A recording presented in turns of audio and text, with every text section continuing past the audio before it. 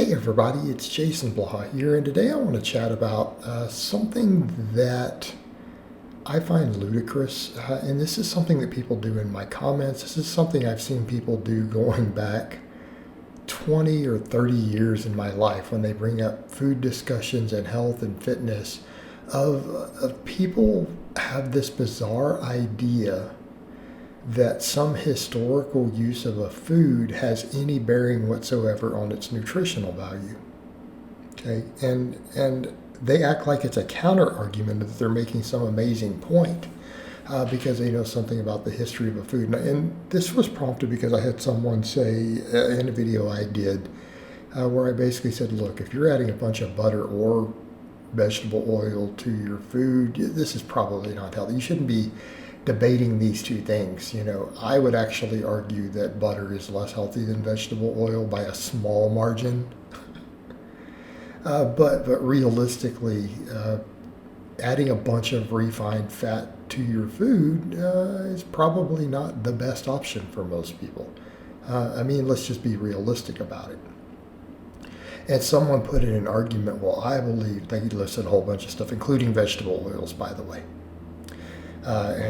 And they said, and I think butter is way better than vegetable oils. In fact, vegetable oils used to be used as machine oils. Okay. This was the only reason that this was the entirety of their point. I just look at that, I'm like, what does that have to do with anything? The fact that vegetable oils were ever used as machine oils has literally nothing to do with its nutritional value compared to butter. But this person seems to feel that this was an actual argument. And, my reply back was something along the lines of, I don't care if vegetable oil was used for pig feed, sex lube, rocket fuel, aliens from Venus are using it for something. That's completely and utterly irrelevant to what it does in the human body or not. Okay? That's not an argument. Where's the biochemistry? Where's the epidemiology? Those are arguments. All right. But this gets brought up a lot. The same thing gets brought up with whey protein. And I said this once, and I realized in retrospect, I stopped saying this many years ago because I realized how stupid it was. Because I used to bring it up as a side note occasionally. Because that was an argument people made with protein. But I was like, well, you guys know whey protein was seen as probably unfit and it was a waste product. And so they used to give it to mix it in pig feed. But it's a waste product of the cheese industry. But then I realized that has no bearing, obviously.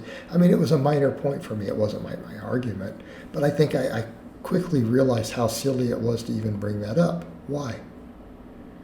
Because we've got pretty good studies on the bioavailability and the benefits and stuff of whey protein. It's a really, really good protein. It's a great source of protein.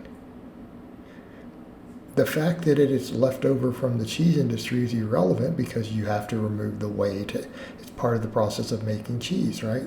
So it's mostly casein because cow milk is 80% casein and 20% whey protein. Okay? And when you make cheese, the whey gets kind of filtered as part of the process, of culturing the cheese. Okay, so it's left over. Well, it turns out it's a great protein because milk proteins are great proteins, right? But it's not relevant that it's a waste product in terms of its benefit because it's a waste product. It's food that has been separated from another food. Okay. Now, again, I'm not talking about that when we get into refined oils where all the nutritional value has been stripped, or butter. Well, butter's lost all the weight. That's kind of part of the problem. All the protein's been chopped out. But we get over to something like the whey protein left over. It's a really high quality protein. It's really not a waste product. It's something phenomenal in milk. Okay. But really, it's why we can measure these things. We look at what do they do to our blood work, what happens. But the fact that it was then fed to pigs is irrelevant.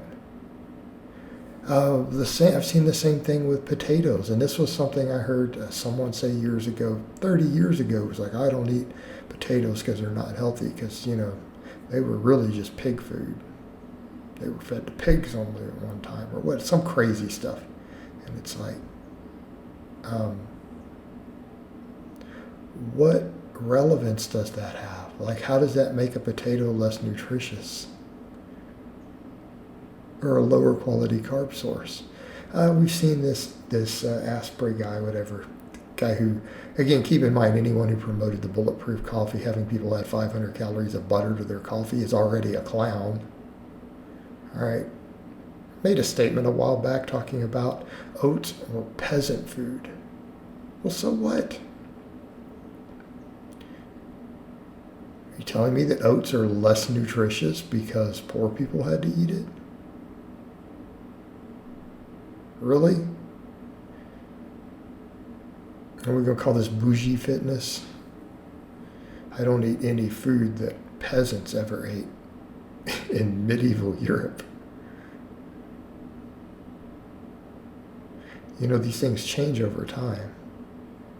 All right? I mean, lobster's a perfect example. I mean, people pay a fortune for lobster, and it was just fed to prisoners originally as some garbage meat. But I digress. What relevance does any of this have? Why can't we look at human studies and see what happens in the human body and use this to determine, good diet practices and good diet ideas? Right? Unless our argument is that people in previous times were absolute experts on nutritional science and knew everything about the human body. I mean, this is the only way these other things matter, historical context. They were so technologically advanced that they just knew that pigs should be fed potatoes and not humans. I don't know. They were so advanced that they knew that vegetable oil was intended to be, it was better for machines instead of modern synthetic oils that we now use. And it's just ludicrous. I mean, these sort of arguments are completely asinine. They're completely asinine and irrelevant to the conversation.